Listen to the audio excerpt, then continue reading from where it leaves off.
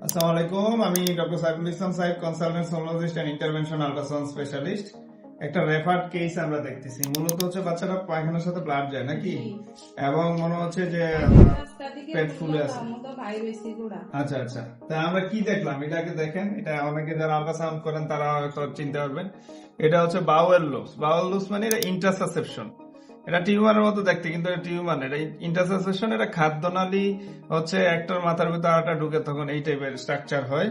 এবং আমাদের দেখতে হবে এটাতে ভাস্কুলারিটি আছে কিনা। তাইলে হচ্ছে দেখলাম যে ভাস্কুলারিটি আছে, ওয়াল গুলাতে ভাস্কুলারিটি আছে। আমরা যে এখানে ধরি, এই হচ্ছে ইন্টারসাসেপশন। ইন্টারসাসেপশনের ভিতরে আমাদের খেয়াল রাখতে হবে আরেকটা বিষয়, যে এটাতে মেসেন্টারিক যে লিম্ফ নোড এটা ইনভলভ হয়েছে কিনা, না ইনভলভ হয় না। মেসেন্টারিক লিম্ফ নোড গুলা দেখা যায় ইনভলভ হয়েছে, এবং এটার ভিতরে আছে এই যে মেসেন্টারিক লিম্ফ নোড, এবং এটা বিশাল বড় লার্জ চাকা ফরমেশন হয়েছে দেখেন। এবং খাদ্যনালী গুলা এটা একটা অংশ, ভিতরে ইকোজেনিক একটা ওয়াল, আর বাহিরে হচ্ছে হাইপোইকুইক রিম। দুইটা মিলে হচ্ছে ইন্টারসাসেপশনটা তৈরি হয়েছে, এবং একদম সিগনিফিক্যান্ট একটা ফিচার দেখেন। একদম আলাদা আলাদা ওয়াল বোঝা যায়, এবং সাথে হচ্ছে যেহেতু এটা কালেকশন জমা হয়েছে, আশেপাশে হচ্ছে ফ্রি ফ্লুইডও আছে।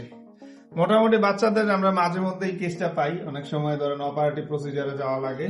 তো বাচ্চাদের যদি পায়খানার সাথে ব্লাড যায় বা পায়খানাটা বেশি কষা হয়, অবশ্যই আপনি একটা আল্ট্রাসাউন্ড করে শিওর হওয়া লাগবে খাদ্যনালীতে কোনো প্রবলেম হলো। ভালো থাকুন। Dark and dark, like the holography. Thank you, Dakar.